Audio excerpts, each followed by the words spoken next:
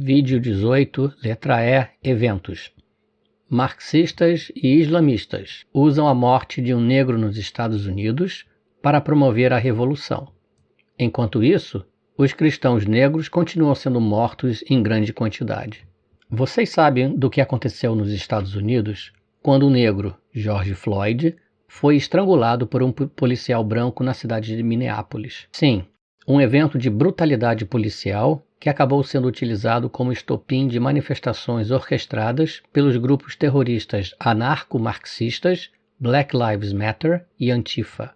Em 2016, nós escrevemos um artigo intitulado A Conexão Islâmica do grupo Black Lives Matter, que discutia que o grupo Black Lives Matter, cujo nome pode ser traduzido como Vidas Negras Têm Valor, não era o primeiro grupo racial dos Estados Unidos e nem o primeiro a se dedicar a causas negras. Contudo, este grupo tinha duas características particulares.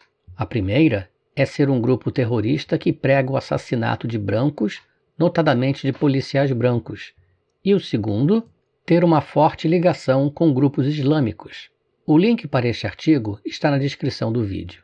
Antifa é um movimento que se auto-intitula antifascista e pró-comunista, que rotula os detratores de nazistas enquanto se envolve em ações como as feitas pelos nazistas na década de 1930.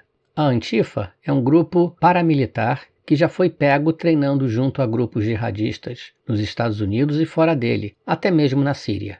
As origens da Antifa remontam da Alemanha pré-nazista da República de Weimar, começo da década de 1930, formada por membros do Partido Comunista da Alemanha. As duas organizações têm uma abordagem notavelmente divisiva, imersa na ideologia da identidade, que é difundida na área de humanas das universidades e cada vez mais presente em praticamente todas as áreas da vida. Essa ideologia usa uma abordagem de luta de classes no estilo marxista, dividindo as pessoas com base em identificadores específicos como raça, cultura, idioma, origem nacional, sexo, etc., e os coloca uns contra os outros em uma narrativa de conflito entre opressores e oprimidos.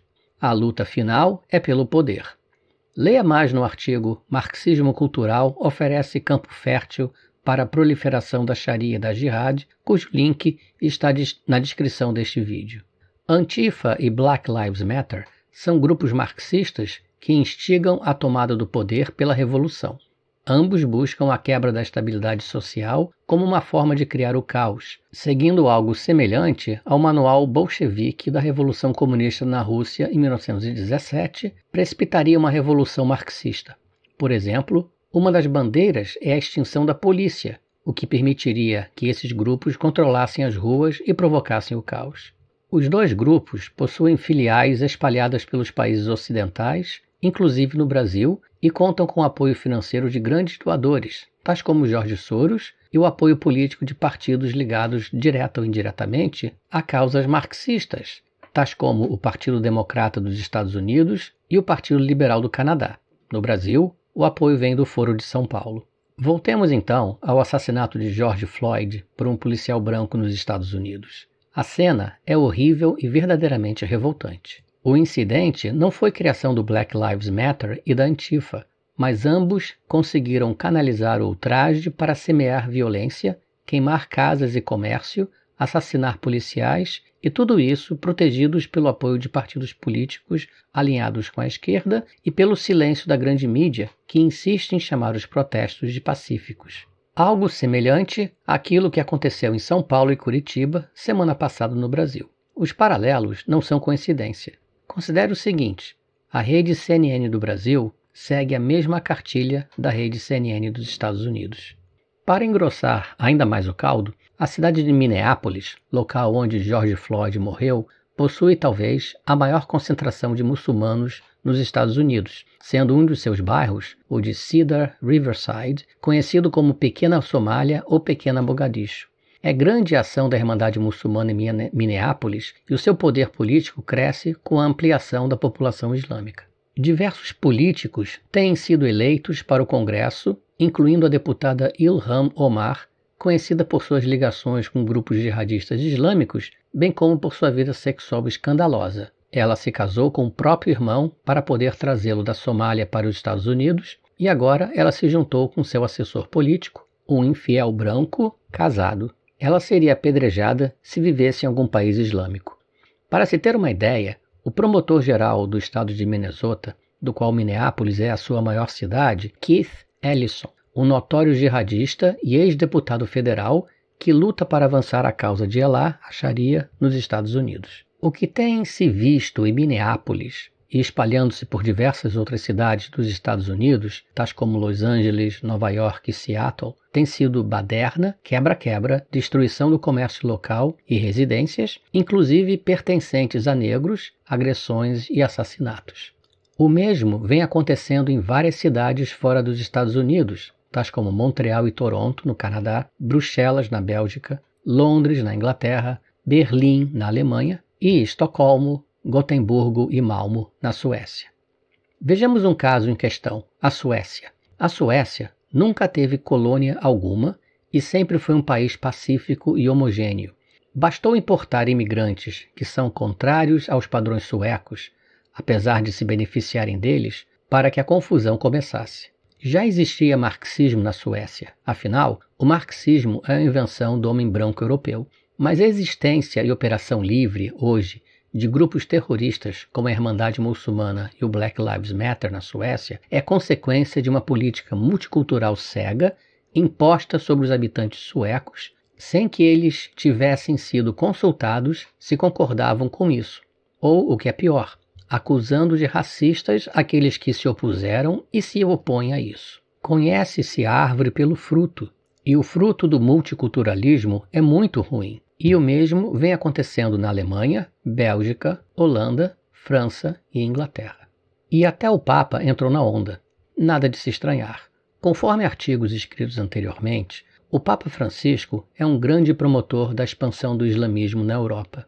Em mensagem dirigida aos bispos dos Estados Unidos, com respeito à morte de George Floyd, o Papa mostra claramente a sua tendência ideológica islamo-marxista estampada no linguajar utilizado. Abre aspas, meus amigos, não podemos tolerar ou fechar os olhos ao racismo e à exclusão de qualquer forma, se, no entanto, pretendermos defender a santidade de toda a vida humana. Fecha aspas. O termo exclusão é um dos termos utilizados dentro da narrativa neomarxista do conflito entre opressores e oprimidos. Cristãos, independente da raça, cultura, idioma, origem nacional e sexo, são opressores. O Papa demonstra isso ao relegar o sofrimento dos cristãos sobre o islamismo e o comunismo e promover a narrativa neomarxista de que muçulmanos são vítimas.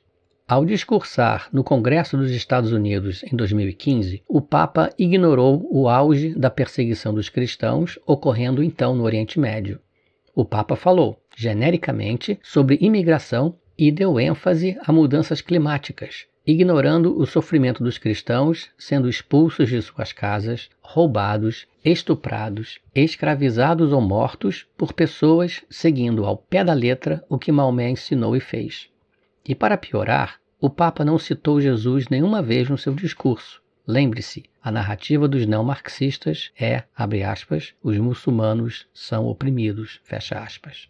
Para você ter uma ideia, apenas no dia do assassinato de George Floyd, nos Estados Unidos, 20 cristãos foram mortos e 78 feridos em uma série de ataques contra casas e igrejas na Nigéria, perpetrados por jihadistas islâmicos.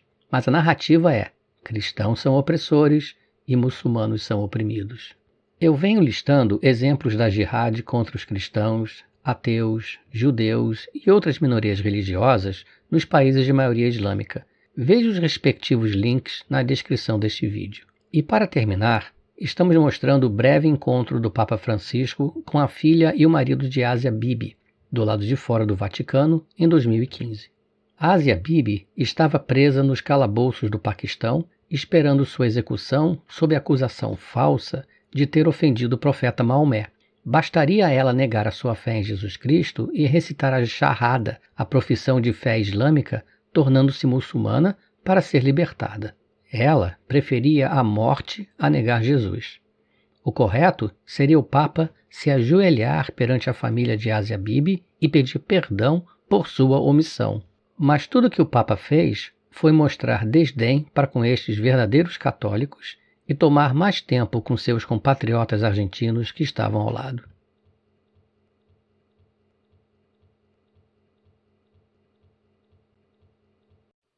E visite o blog infielatento.org.